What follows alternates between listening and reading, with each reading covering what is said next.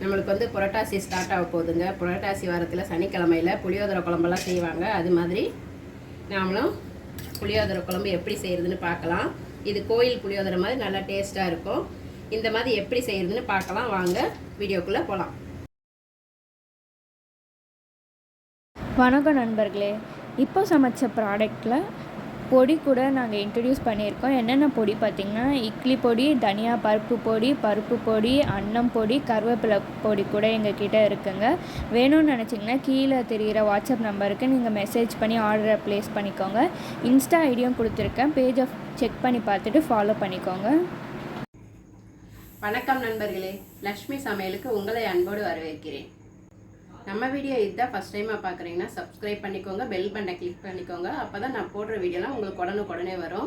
வாங்க வீடியோக்குள்ளே போகலாம். நான் வந்து பெரிய லெமன் சைஸ் அளவுக்கு புளி ஊற போட்டுக்கலாங்க. நம்ம புளியோதரை செய்கிறதுக்கு தண்ணி ஊற்றி ஊற வச்சிடலாம். புளியோதரை குழம்பு செய்கிறதுக்கு நான் வந்து கடலைப்பருப்பு 4 ஸ்பூன் எடுத்து வச்சுருக்கேங்க. 1.5 ஸ்பூன் தனியா, 3/4 ஸ்பூன் மிளகு, சீரகம் 1/2 ஸ்பூனு, கொஞ்சமாக வெந்தயங்க. அது வந்து ரொம்ப போட்டால் கசப்பாக இருக்கும், அதனால் கொஞ்சமாக போட்டிருக்கேன். 6 காஞ்ச மிளகாய் எடுத்துருக்கேங்க. இதை நம்ம வந்து பொன்னிறமாக வறுத்துக்கலாம் எண்ணெய் ஊற்றாமல். ஸ்டவ் பற்ற வச்சுட்டு நான் ஒரு கடாய் போட்டுக்கிறேங்க. வானலி சூடானதும் இது எல்லாமே போட்டு ஒன்றா நம்ம வறுத்து எடுத்துக்கலாம்.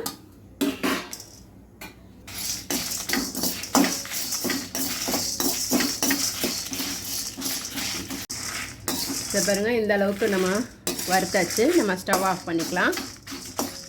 இதை ஒரு தட்டில் மாற்றிக்கலாங்க.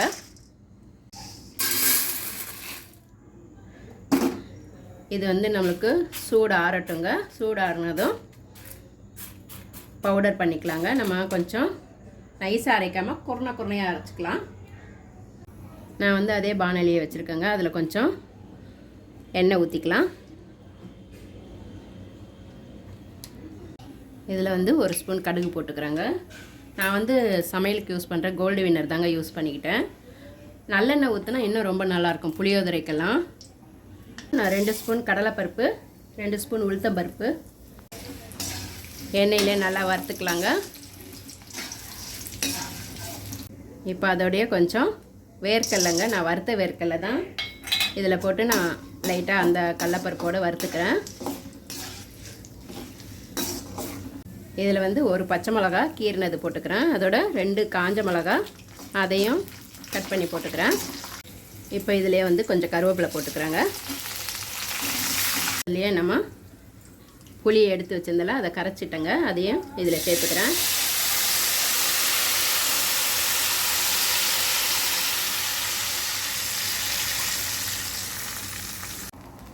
இதில் வந்து நான் கொஞ்சம் மஞ்சத்தூள் போட்டுக்கோங்க. இது சின்ன ஸ்பூன்றதால 1 ஸ்பூன் போட்டுக்கிறேன்.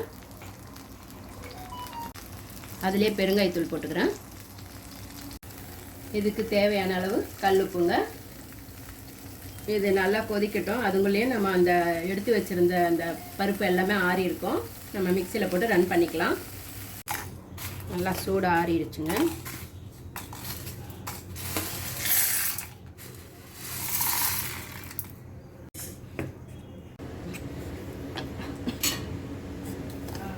இதை பாருங்கள், இந்த மாதிரி கொஞ்சம் குறன்னு இருக்கணும். அப்போ தான் நம்மளுக்கு சாப்பிடும் போது நல்லாயிருக்கும். நம்மளுக்கு எதுவும் நல்லா கொதிக்குதுங்க. இப்போ நம்ம இந்த வறுத்து பொடி பண்ணதை இதில் சேர்த்துக்கலாம்.